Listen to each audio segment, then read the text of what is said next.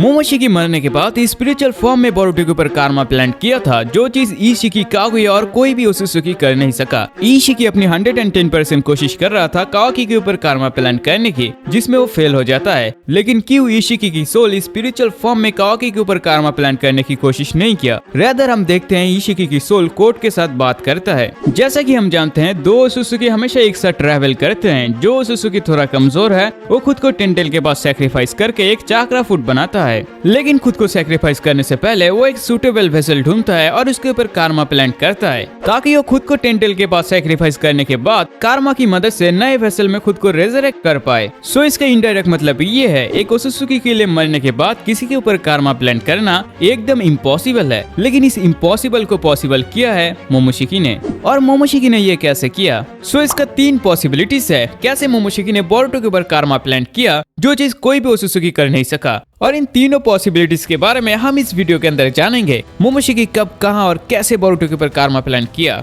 First possibility सबसे ज्यादा simple है। मोमोशिकी बाकी सभी ओत्सुकी से स्पेशल है। जैसे कि हम जानते हैं, मोमोशिकी ने बोरुतो की फ्यूचर काफी हद तक प्रिडिक्ट किया था, एक ऐसा एबिलिटी जो किसी भी ओत्सुकी के पास नहीं है। शायद मोमोशिकी के पास ऐसा एबिलिटी भी है जो इसे अलाउ करता है मरने के बाद स्पिरिचुअल फॉर्म में किसी के ऊपर कारमा प्लांट करने की। कागुया इशिकी को डिफीट किया था, लेकिन वो फिर भी मोमोशिकी और किनशिकी से डरती थी, इसीलिए कागुया व्हाइट जेत्सु की आर्मी बना रही थी ताकि वो मोमोशिकी के साथ फाइट कर पाए। लेकिन जब इशिकी नारुतो और सास्के के साथ फाइट कर रहा था, तब हम क्लियरली देख सकते हैं इन दोनों के अंदर की पावर गैप को। इशिकी काफी ज्यादा ताकतवर है मोमोशिकी से। नारुतो और सास्के अपनी फुल पावर में इशिकी की ब्लैक चक्रा रॉड की अटैक को डॉज नहीं कर पा रहे थे। नारुतो कुरामा को सैक्रिफाइस करके बैरियन मोड में जाने के बाद भी इनफ नहीं था इशिकी को हराने के लिए। इशिकी की लाइफ एनर्जी खत्म होने की वजह से उसकी बॉडी डिसइंटीग्रेट हो जाता है और वो मर जाता है। लेकिन वहीं पे नारुतो और सास्के मोमोशिकी के साथ इजीली कीप अप कर पा रहे थे। मोमोशिकी किनशिकी को ऑब्जर्व करके पावर अप करने के बाद भी बोरुतो नारुतो की मदद से एक जायंट रासेंगन बना के मोमोशिकी को मार देता है। एक ओत्सुकी को ऑब्जर्व करना कोई मामूली बात नहीं है, लेकिन मोमोशिकी यहाँ पे एक ओत्सुकी को ऑब्जर्व करने के बाद भी हार गया।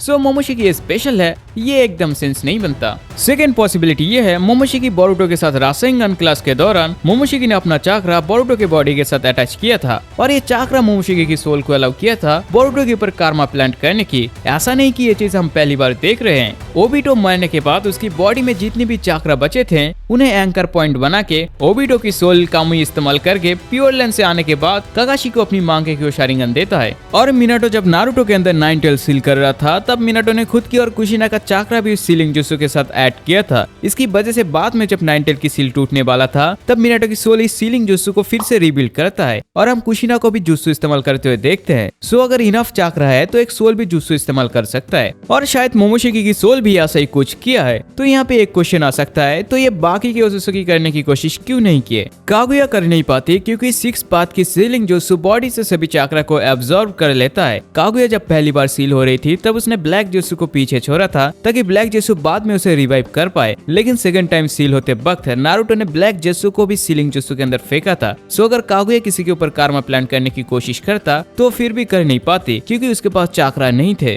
अगर हम इशिकी की बात करें तो जिगेन की बॉडी इशिकी की फुल पावर को सह नहीं सकता और एक कारमा प्लांट करने के लिए बहुत ही ज्यादा चाकरा की जरूरत होता है। इसीलिए इशिकी बिना कोई रिस्क लिए अमाडो की मदद से लोगों के ऊपर कारमा प्लांट करने की कोशिश कर रहा था। लेकिन काशिन कोजी से फाइट करते वक्त इशिकी के पास कोई दूसरा ऑप्शन नहीं था, इसीलिए इशिकी जिगेन की बॉडी में खुद को रेजरेक्ट करता है। जिगेन की बॉडी एक परफेक्ट वेसल नहीं है, इसलिए इशिकी के पास सिर्फ 4 दिन टाइम थे इससे पहले कि उसकी बॉडी डिस्ट्रॉय हो जाए। और नारुतो बैरियन मोड के साथ फाइट करते वक्त इशिकी की लाइफ एनर्जी और भी ज्यादा कम हो जाता है। इशिकी के पास जितने भी ज्यादा चाकरा और लाइफ एनर्जी बचे थे, इन सब की मदद से इशिकी काओकी के शैडो क्लोन के ऊपर कारमा प्लांट करता है और इसके बाद ही इशिकी की बॉडी डिस्ट्रॉय होने लगता है। सो देखा जाए यहाँ पे इशिकी के सोल के पास भी चाकरा नहीं था फिर से एक कारमा प्लांट करने के लिए। किनशिकी मोमोशिकी की लॉयल सपोर्टर है। किनशिकी जब देखता है मोमोशिकी खतरे में है, तब किनशिकी खुद को सैक्रिफाइस करके एक चाकरा फूड बनाता है और मोमोशिकी चाकरा फूड को खा के किनशिकी की सभी चाकरा को एब्जॉर्ब करके पावर अप करता है। सो देखा जाए यहाँ पे किनशिकी की सोल के पास भी कारमा प्लांट करने के लिए चाकरा नहीं था क्योंकि मोमोशिकी ने उसकी सभी चाकरा को एब्जॉर्ब किया था और किनशिकी खुद को रेजरेक्ट करने की कोशिश भी नहीं कर रहा था। किनशिकी जब देखता है मोमोशिकी खतरे में है, तब किनशिकी बिना कुछ सोचे समझे खुद को सैक्रिफाइस कर दिया था। अगर हम उराशिकी की बात करें तो मोमोशिकी और उराशिकी काफी सिमिलर तरीके से मरे थे। दोनों ही जायंट रासेंगन से मरे थे, जहाँ पे मोमोशिकी जायंट रासेंगन से मरने के बाद मोमोशिकी की सोल ने बोरुतो के ऊपर कारमा प्लांट किया था, वहीं पे उराशिकी की सोल कुछ भी नहीं करता है। अगर उराशिकी के लिए कोई सूटेबल वेसल नहीं था तो फिर भी खुद की जान बचाने के लिए नारुतो, सास्के या फिर जिराया के ऊपर कारमा प्लांट करने की कोशिश कर सकता था, लेकिन वो ये भी नहीं किया।